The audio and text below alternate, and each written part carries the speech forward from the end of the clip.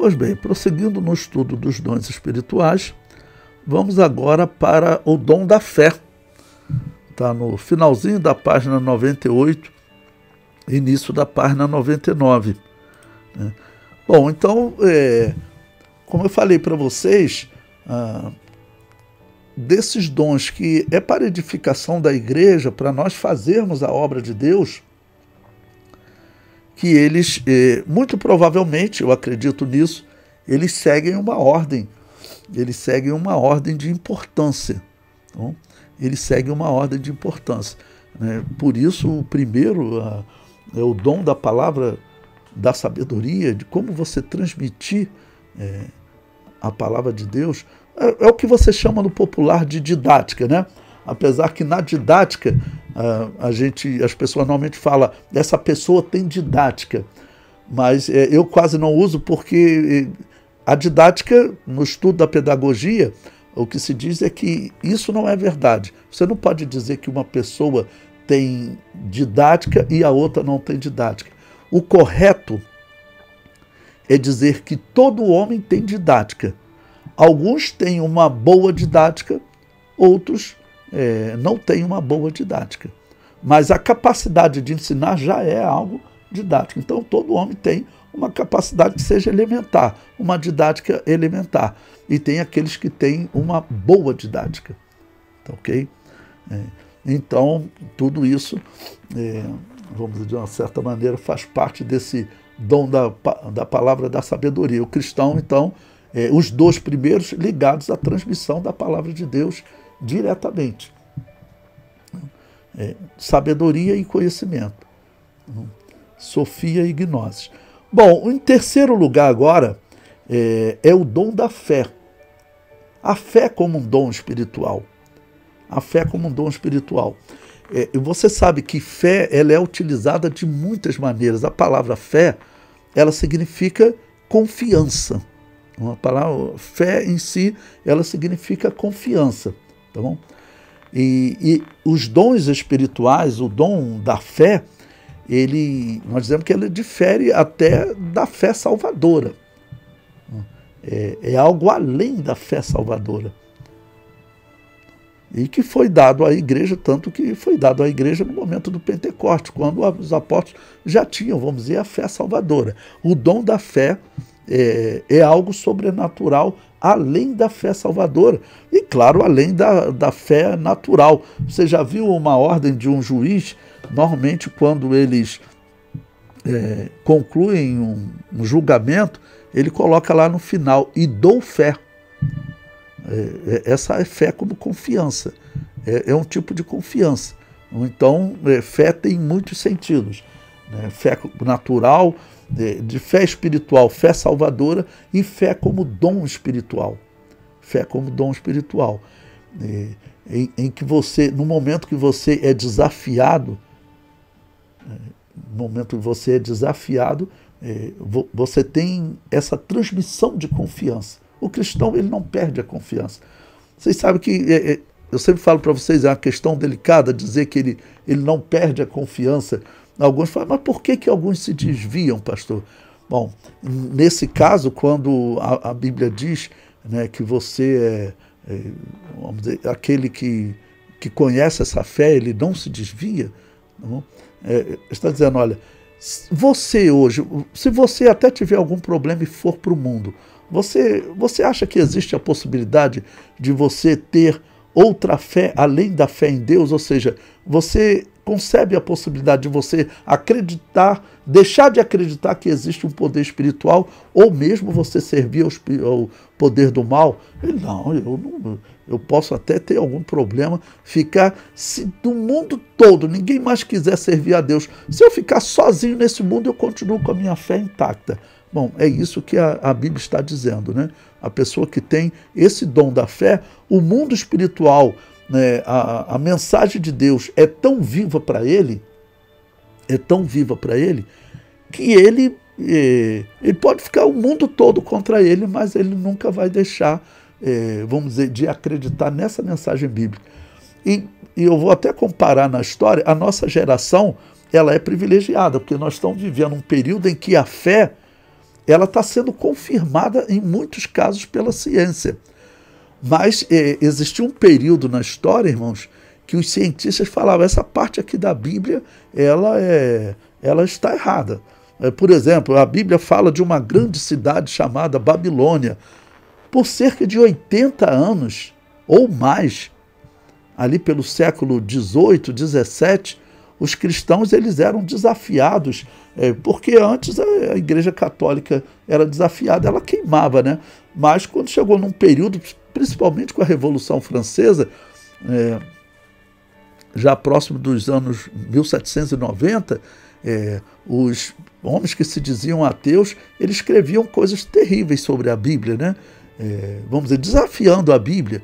E ele falava, isso aí é lenda, porque a arqueologia está muito desenvolvida e nunca foi encontrada essa cidade na história. O mesmo sobre a Síria, isso aí é tudo lenda. Mas o que aconteceu nos anos 1800, acabou que eles foram encontrando tanto a cidade da Babilônia quanto a cidade de Nínive. Como que os cristãos, os verdadeiros cristãos, ficavam naquele período? Os cristãos falavam, olha, a arqueologia pode falar isso o quanto ela quiser, mas eu continuo com a palavra de Deus. E uma ilustração que esses cristãos usavam, que é uma ilustração válida, né? Ele está usando uma hipérbole, mas é uma ilustração válida. Lembrando que é uma hipérbole, é um exagero, né? Reconhecidamente um exagero. Ele fala o seguinte, essa aqui é a palavra de Deus. Se ela dissesse que Jonas engoliu a baleia, eu acreditava. Isso é uma hipérbole, é claro. Mas para poder dizer, essa é a palavra de Deus. O que aconteceu na história? Aconteceu que a arqueologia acabou encontrando a cidade da Babilônia e a cidade de Nínive. E, por outro lado, teve outros indivíduos que se diziam cristãos que eles falaram o seguinte, olha, diante desses achados da arqueologia, lá nos anos 1800, né, diante desses achados da arqueologia, tá bom? Nós temos que fazer uma atualização na Bíblia. É quando vai nascer, no meio dos protestantes, tá bom? Vai nascer o liberalismo teológico, que eles vão dizer, olha, então a Bíblia não é a palavra de Deus, ela apenas contém a palavra de Deus, partes dela são inspiradas por Deus, outras não. É aí que nasce essa heresia protestante, porque o liberalismo teológico ele nasce com os protestantes. Não existe dúvida disso. Tá bom? Não existe dúvida disso. Tá bom? Pois bem, então, agora falando sobre esse dom da fé, nesse sentido se aplica também. Você pode ter todas as evidências da ciência contra você, mas você espera, investiga mais, continua investigando ciência. Quantas vezes a ciência voltou atrás? Eu, durante a minha vida, desde novo, se tivesse uma comida, feijão, arroz e 2 ovos fritos, eu sempre gostei muito de ovo. E tem período falava isso aí, os médicos diziam, não pode comer ovo todo dia, evita isso e tal. Chegou outro momento que eu ouvi um cientista recentemente falando, né, que toda pessoa deveria comer pelo menos 2 ovos por dia, porque é uma tremenda fonte de vida. Daqui a pouco vem outro, diz que não, nem coma mais ovo. Café, daqui a pouco um diz que não pode tomar café, outro diz que pode tomar isso, aquilo. Quantas mudanças a ciência vai fazer na história? Enquanto a ciência existir, vai surgindo um novo conhecimento, ela vai mudando. Então, hoje a ciência fala isso, que a cidade de Nínive nunca existiu. Vamos aguardar mais algum tempo, até que chegou um ponto que a ciência mudou. Olha, a ciência, ela está, agora no ano de 2023, aconteceu algo que a ciência ela está tendo que mudar uma série de conceitos dela. Então, o homem que tem fé, a ciência pode estar falando isso. Olha, eu conheço isso na história, vocês já mudaram diversas vezes. Quando se refere à Bíblia, vocês vão mudar de novo. E teve uma mudança agora em 2023, que de alguma maneira influencia na Bíblia, porque os cientistas eles observam uma determinada galáxia e por cálculos matemáticos eles dizem o seguinte, que aquela galáxia ela está a 200 milhões de anos-luz. É um exemplo, né, do que eles falam. E isso é comprovado matematicamente, porque por cálculos matemáticos do movimento da Terra em torno do Sol, você consegue, 6 meses, a Terra está de um lado do Sol. Aí eles fotografam aquela galáxia, aquela luz. 6 meses depois, a Terra deu um giro em torno do Sol. Eles fotografam de novo. E agora você tem um triângulo, que você tem as equações da matemática e os ângulos que você resolve a distância daquela galáxia. Isso é verdade. E eles falam, a galáxia está a 200 milhões de anos-luz. E aí eles falavam o seguinte, olha, tá vendo? A Bíblia está errada.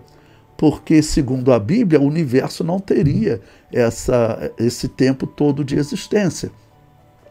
A Bíblia diz que o homem tem 6 mil anos de existência na Terra e nós sabemos que essa é a verdade. Mas sobre o tempo do universo, a Bíblia não nos dá o tempo exato. Não nos dá o tempo exato. Quanto tempo a Terra veio a existir antes do homem. Mas provavelmente não vai ser de milhões de anos também. Talvez se for o tempo que a Terra esteve sem forma e vazia, de Gênesis capítulo 1, versículo 2, o versículo 1, que provavelmente Deus não criou a Terra sem forma e vazia, quanto tempo a Terra esteve naquele estado original, são coisas que nós não temos como responder. Mas certamente vai ser de 10 mil anos. Bom, interessante, por que eles tiveram que mudar? Porque ele falava, a galáxia está a 200 milhões de anos-luz.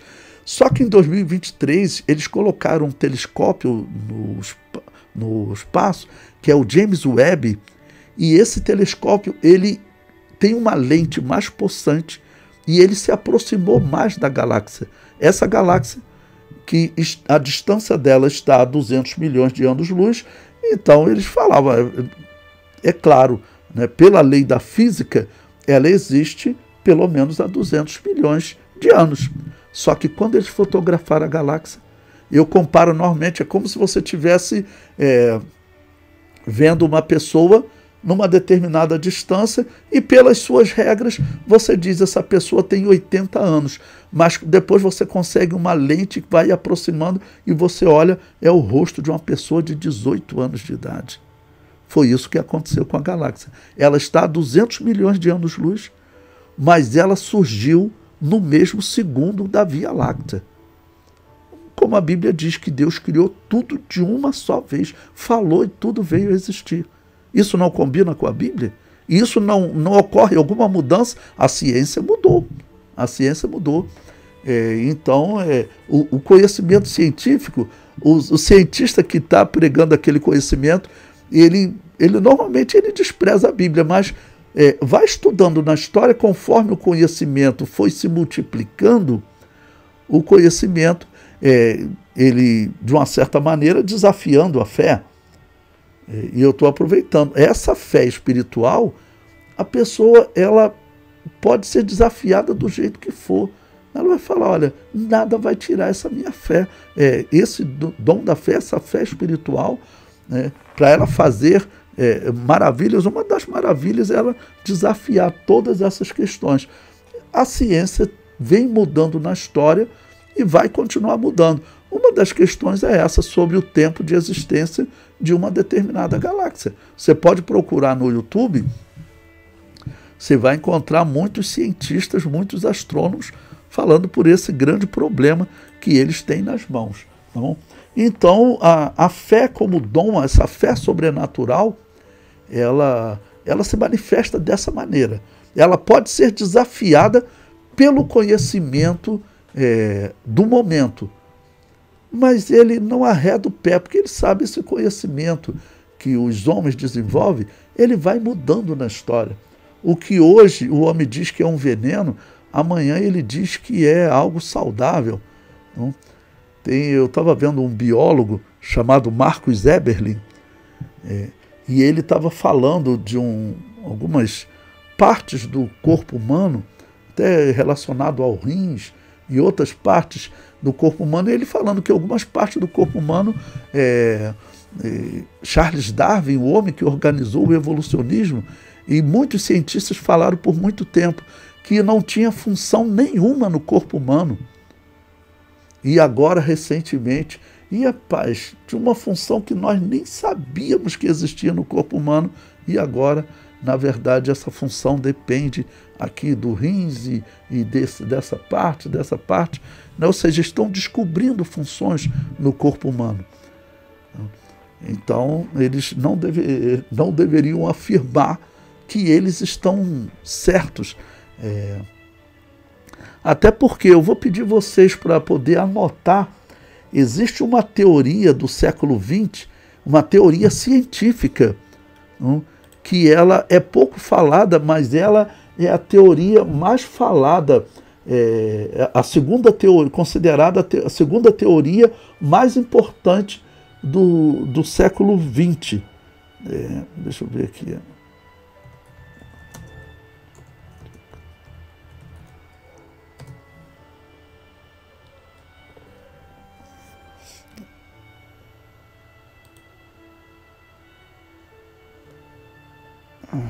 Deixa eu ver, eu estou tentando lembrar aqui,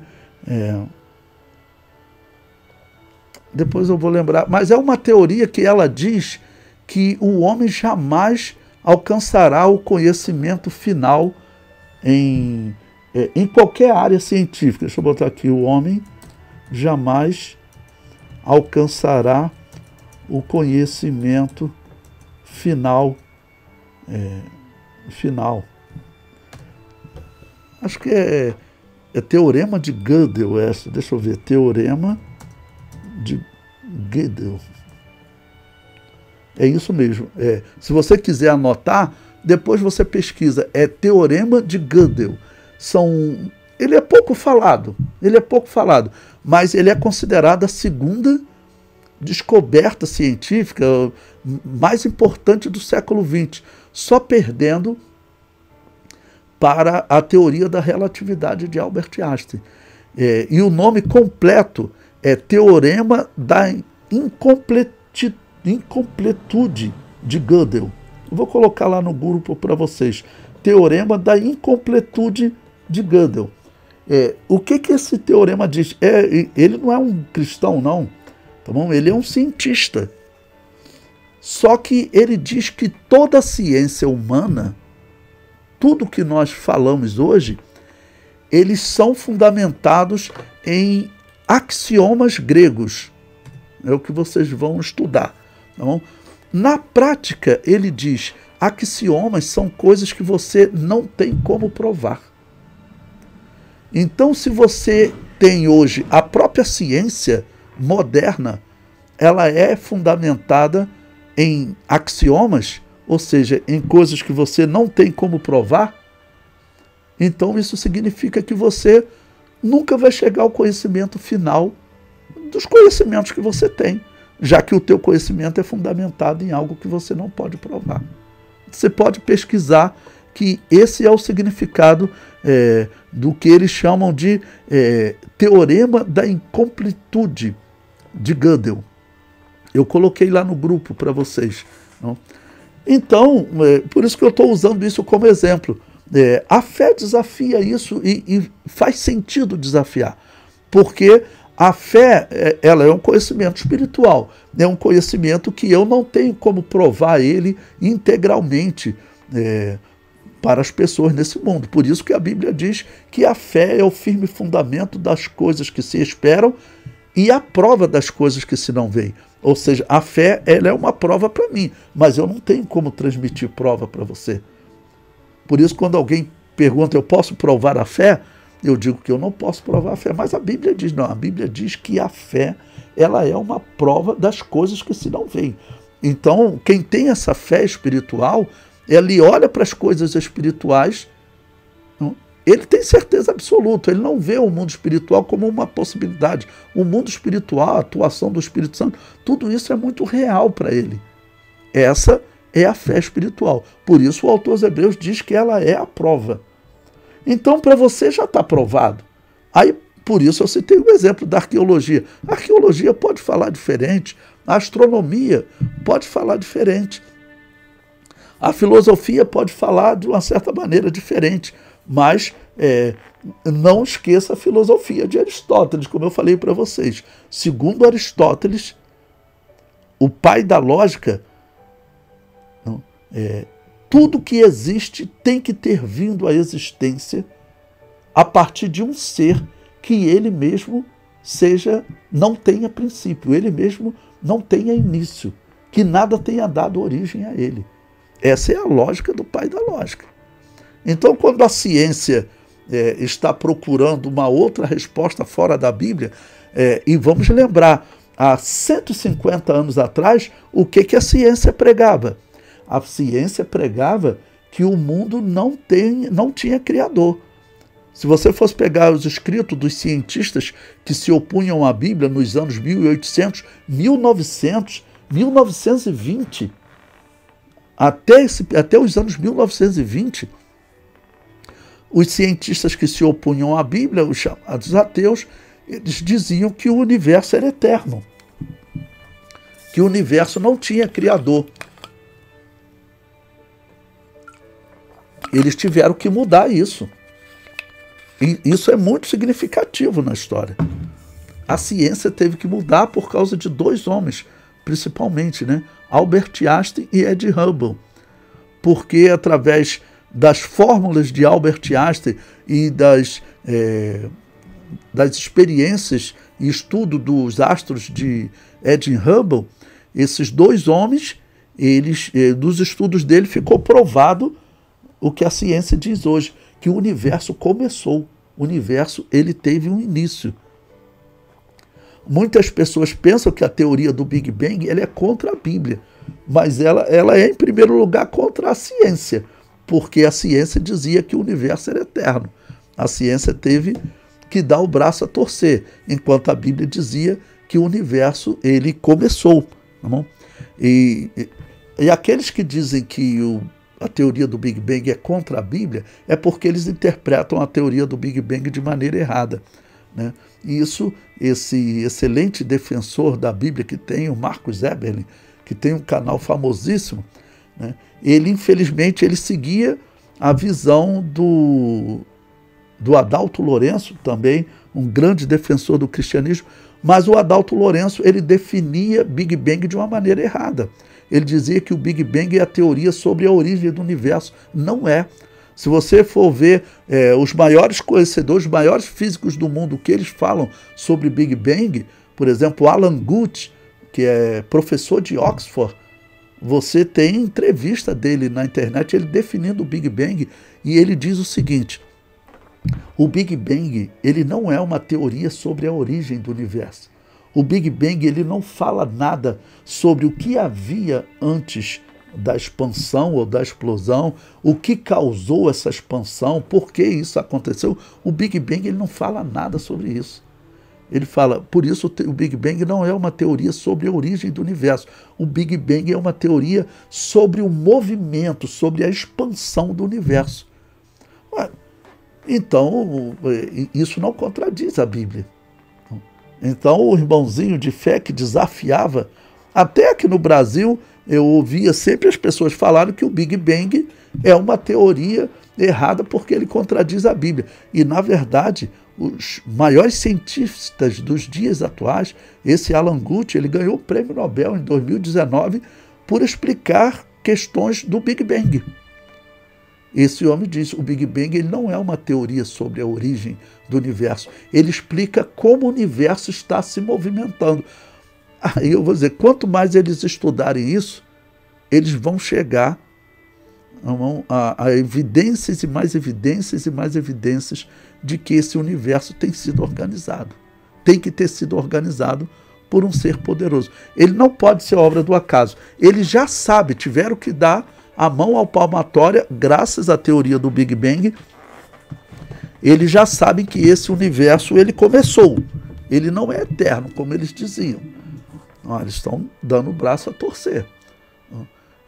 E outras coisas, certamente, eles vão dar também o braço a torcer. Eu digo que hoje, irmãos, depois nós vamos ter uma aula também de apologética cristã, mas aproveitando hoje, a única teoria aceitável para a origem do universo é a teoria bíblica do criacionismo.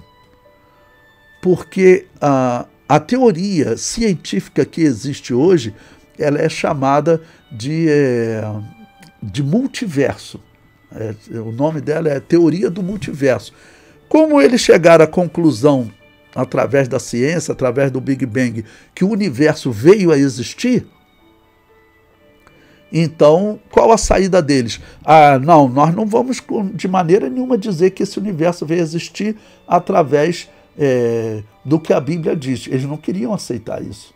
Então, desenvolvesse a hipótese de que esse universo veio a existir a partir de outro universo.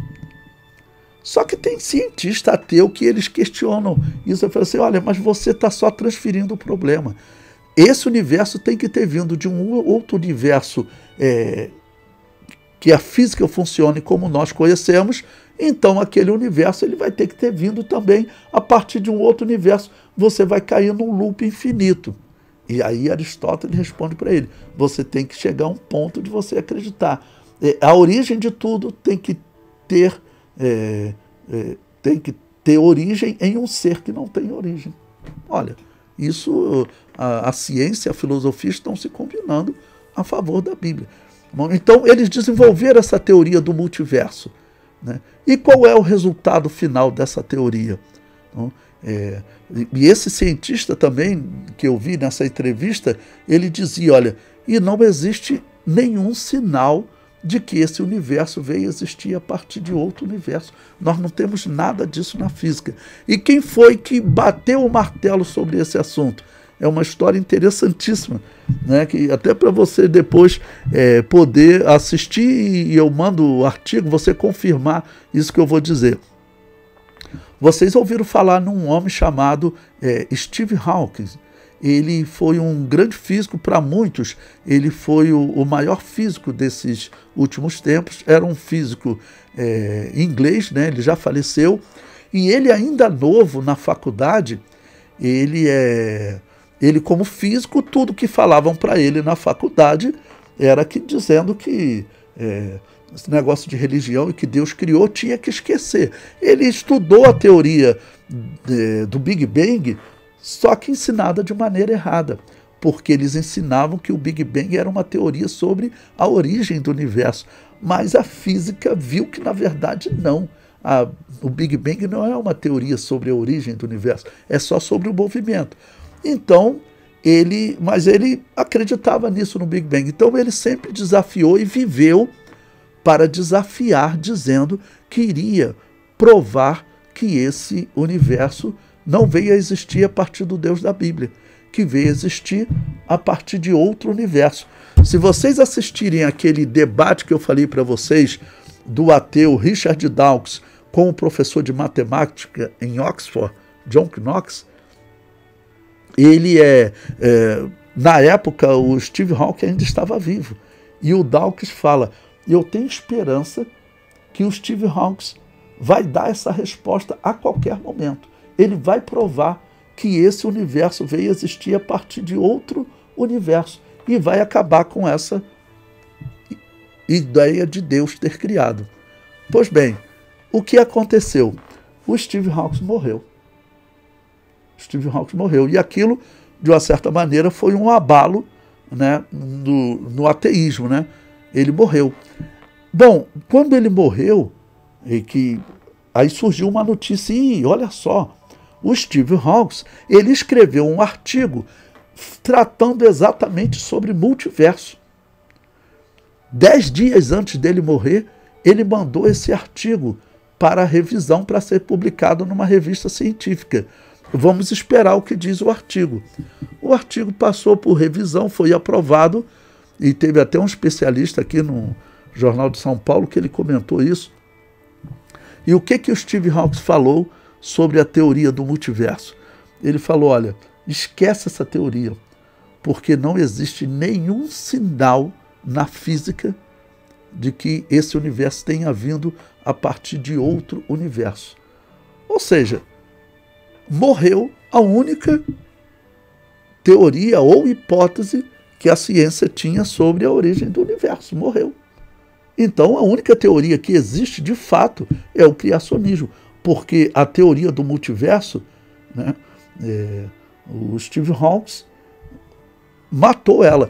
E é interessante porque, não sei se vocês já ouviram ele, como ele era muito desafiado sobre Deus, acabou que a esposa dele, que era uma ateísta, né, não sei qual a religião dela, ela conheceu ele na faculdade, se apaixonou, se casaram, ela tinha esperança de que ele se convertesse, né, e ele viveu, irmãos, quase 50 anos depois que ele adquiriu essa doença degenerativa. Ele era jovem na faculdade quando ele desenvolveu essa doença.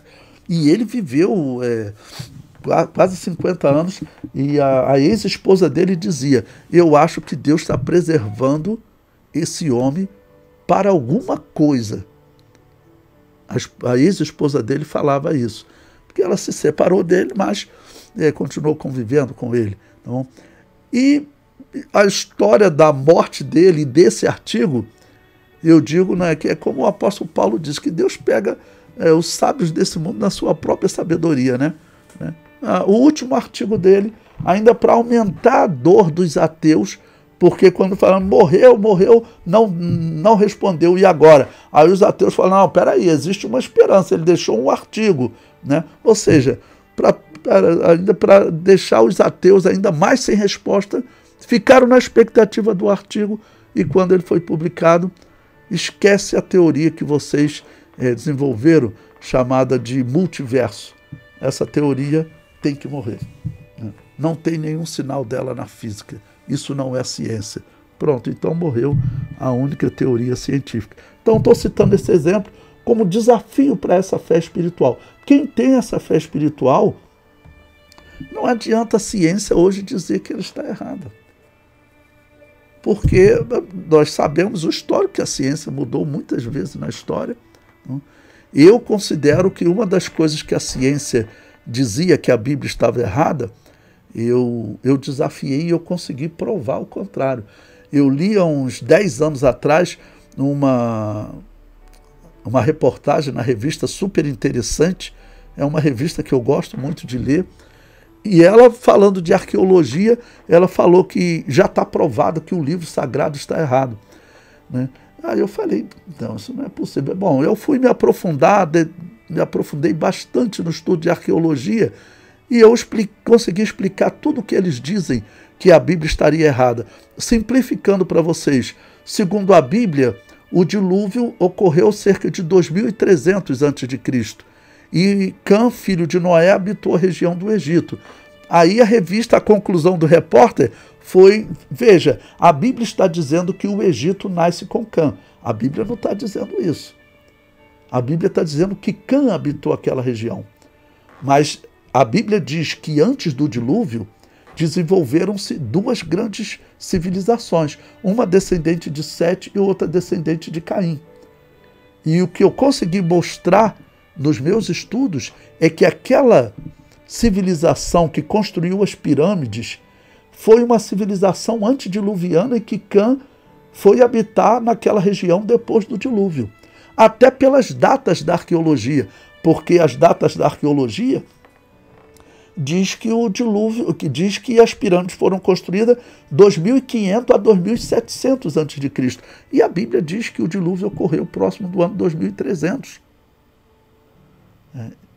Tá bom? E a arqueologia dizia, olha, lá no Egito nós encontramos coisa de 3300. Só que ali é a civilização antediluviana. Eu escrevi um livro sobre isso, e eu considero pelos eventos. Por quê? Porque essa civilização que construiu as pirâmides, ela desapareceu da história. Na arqueologia chamam isso de primeiro período intermediário. Eles não sabem o que aconteceu. E aquele conhecimento também desapareceu. E junto dela uma outra civilização desapareceu na Mesopotâmia, que eles chamavam de Sumérios. Desapareceram na mesma época. O que justifica isso? Um dilúvio. Então, os cristãos que leram essa reportagem falaram assim, esse repórter não sabe de nada. Um dia será provado, né? E um dia eles vão ver isso. Olha, realmente harmoniza com a Bíblia, porque a Bíblia fala que tinha uma civilização, os descendentes de Caim, que eles começaram a trabalhar com metais. Tá bom? Pois bem, então, isso aí na comparação com essa fé, né? Eu comento aí no livro, Bom, lembrando, estamos no início da página 99. Poderíamos até dizer fé especial, é uma fé diferente. Não? Por conta, como eu disse, tem a fé natural, né? O juiz diz, dou fé. Esta deve distinguir-se da fé salvadora e da confiança em Deus. A fé classificada entre os 9 dons espirituais significa uma dotação especial do poder do Espírito para a realização de proezas em nome do Senhor. Você vai, vamos dizer, ver a operação de Deus e acreditar na operação de Deus. Por isso é natural o cristão ele não se desesperar, tá bom? É natural o cristão ele não se desesperar. Bom, para concluir, vamos abrir a nossa Bíblia em 1 Coríntios, capítulo 2. Talvez o texto que melhor define o homem que possui essa fé como dom, sejam esses 4 versículos que nós vamos ler agora, tá bom? Do versículo 12 até o versículo 15. 1 Coríntios 2, versículo 12 diz: mas nós não recebemos o Espírito do mundo, mas o Espírito que provém de Deus, para ficar claro, né? Os dons do Espírito Santo, para que pudéssemos, presta atenção, conhecer o que nos é dado gratuitamente por Deus, as quais também falamos, não com palavras de sabedoria humana, mas com as que o Espírito Santo ensina. É claro que está falando, né, desse dom da fé, o dom espiritual, comparando as coisas espirituais com as espirituais. E ele diz, ora, o homem natural não compreende as coisas do Espírito de Deus, porque lhe parecem loucura, e não pode entendê-las, porque elas se discernem espiritualmente. Mas o que é espiritual discerne bem tudo, e ele de ninguém é discernido. Ou seja, as pessoas não vão entender nem a mudança na vida, não vão entender a mudança na vida do apóstolo Paulo, de Saulo de Tarso para apóstolo Paulo. Não? Eles não vão entender essa mudança. Ok? Então, o melhor texto que descreve essa fé espiritual, né, que eu até não coloquei aí no grego, é pistis. Não? Essa fé como dom, essa fé ela se explica então dessa maneira.